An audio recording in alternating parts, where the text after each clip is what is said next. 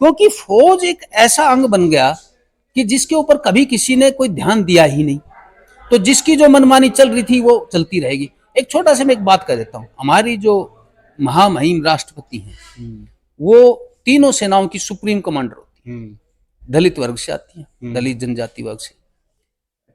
जो उनकी सेवा में उपस्थित है पीबीजी, प्रेसिडेंट बॉडीगार्ड, वो भारतीय, हाँ, भारतीय सेना का अंग है वो। लेकिन आप ताज्जुब करोगे, देश की महामहिम राष्ट्रपति तो दलित हैं, लेकिन कोई दलित पीबीजी के अंदर कभी भर्ती नहीं हो सकता, क्योंकि फिक्स है पीबीजी में जाट, राजपूत और सिख ही भरता है। अब क्राइटेरिया क्या है? अब वो कहते हैं जी लंबे, अरे लंबा बालक तो दलित का ही मिलेगा, 7 फुट का दलित में ला दूंगा, योद्धा बालक दलित का दिखा दूंगा मैं, चौड़ी छाती वाला बच्चा दलित का दिखा दूंगा। फिर भाई ऐसे कैसे कि भाई कुछ वर्गों को तरजीह दी जाए? और ताजुब देखिए, ये नियम किसने बनाया ये भगवान भी नहीं जानता। 1947 तक, 14 अगस्त तक, इसमें सिर्फ पंजाबी मुस्लिम और सिख भर्ती होते थे। पंजाबी मुस्लिम चले गए पाकिस्तान की फौज में, उनका खाली कोटा किसी और ने ले लिया।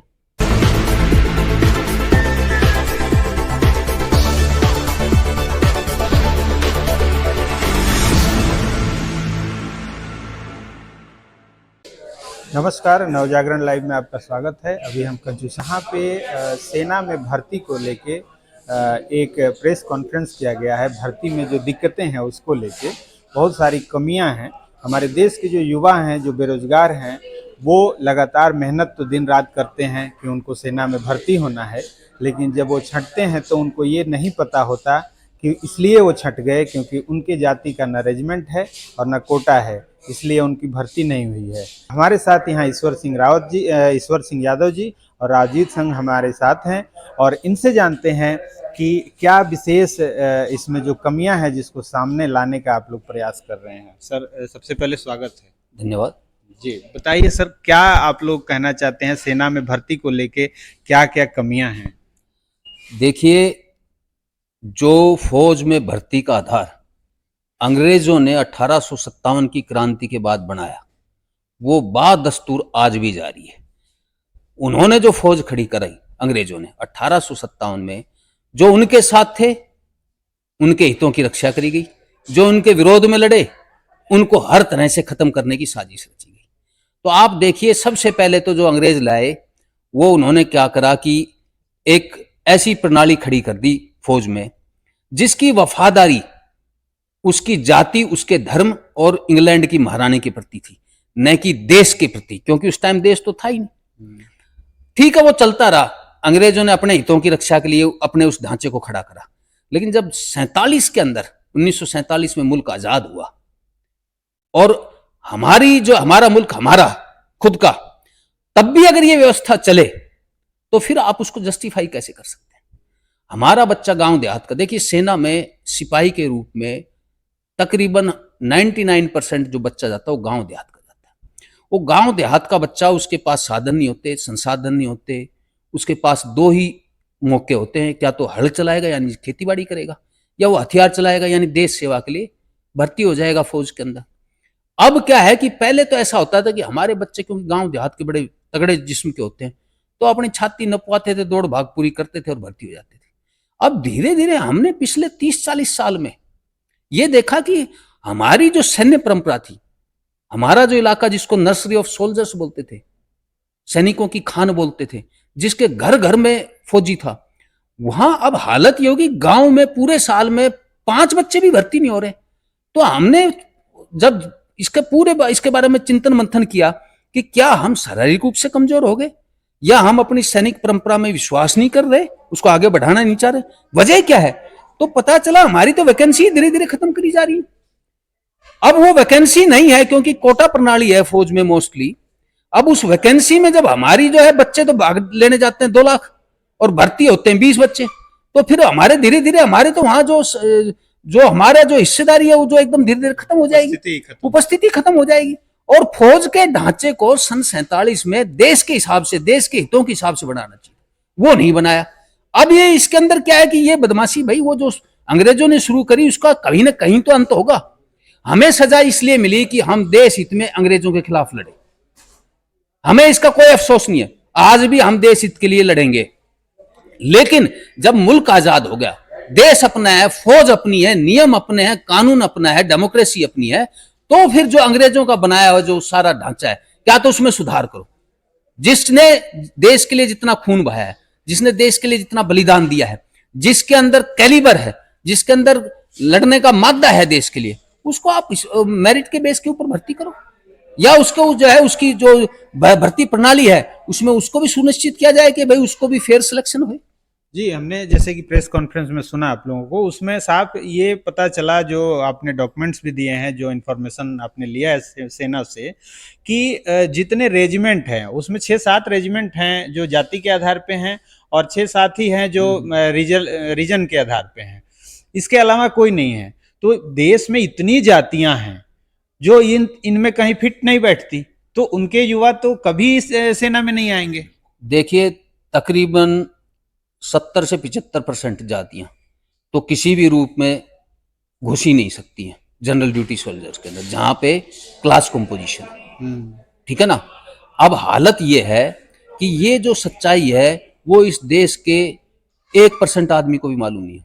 अब मैं बुरा नहीं मानती, आप सबसे ज्यादा शिक्षित तबका हो जो आप जर्नलिस्ट हैं, लेकिन जहां ये जब सवाल यहाँ जर्नलिस्ट ने पूछे तो मुझे खुद ही हंसी आने लगी कि भाई ये क्या है, ये क्या कह रहे हैं, नहीं मालूम। इसमें कोई बुराई की बात नहीं है। हाँ। आप और चीज में बड़े लाया ही नहीं गया है, क्योंकि फौज एक ऐसा अंग बन गया कि जिसके ऊपर कभी किसी ने कोई ध्यान दिया ही नहीं, तो जिसकी जो मनमानी चल रही थी वो चलती रहेगी। एक छोटा सा मैं एक बात कह देता हूं, हमारी जो महामहिम राष्ट्रपति हैं वो तीनों सेनाओं की सुप्रीम कमांडर होती है, दलित वर्ग से आती है, दलित जनजाति वर्ग से।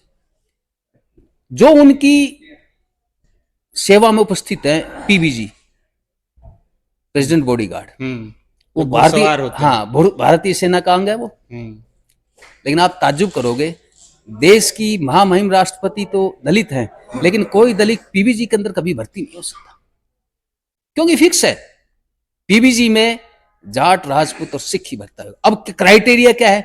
अब वो कहते हैं जी लंबे, अरे लंबा बालक तो दलित का भी मिलेगा, 7 फुट का दलित में ला दूंगा, योद्धा बालक दलित का दिखा दूंगा मैं, चौड़ी छाती वाला बच्चा दलित का दिखा दूंगा। फिर भाई ऐसे कैसे कि भाई कुछ वर्गों को ही तरजीह दी जाए। और ताजुब देखिए, ये नियम किसने बनाया ये भगवान भी नहीं जानता। 1947 तक, 14 अगस्त तक, इसमें सिर्फ पंजाबी, मुस्लिम और सिख भर्ती होते थे। पंजाबी मुस्लिम चले गए पाकिस्तान की फौज में, उनका खाली कोटा किसी और ने ले लिया। क्या कहां नियम बना, क्या आधार था? एक आरटीआई में तो मैंने यहां तक पढ़ा, बोला जी उनके नैन नक्श एक जैसे होते हैं, कद काटी। अरे नैन नक्श हिंदुस्तानी का, हमारा सबका डीएनए है क्या भाई? इस महाद्वीप में क्या आप किसी का शक्ल देख के बता सकते हैं कि भाई, किसी के नैन नक्श देख के बता सकते हैं कि कौन सी जाति, कौन से वर्ग या कौन से क्षेत्र का है? नहीं बता सकते आप। तो ये जो इस तरह का जो ढांचा इन्होंने खड़ा कर रखा है, भाई इसके ऊपर अब चिंतन मंथन किया जाए। अभी ज्यादती बर्दाश्त नहीं होगी। हम तो देखिए, हमें इसलिए ज्यादा दुख है, पीढ़ी दर पीढ़ी हमारी एक असाधारण सैनिक परंपरा है, और ऐसी किसी को भी ले आओ, ऐसा कोई गैलेंट्री अवार्ड नहीं है जो हमारे पास में नहीं है। हमारे, अगर आप गांव में जाओगे, आप गांव में जैसे ही घुसोगे, सिंह द्वार के ऊपर कम से कम 2-4 शहीदों की प्रतिमाएं जरूर मिलेंगी। मतलब कोई ऐसा गांव नहीं है जिसने अपना बेटा देश को नहीं दिया।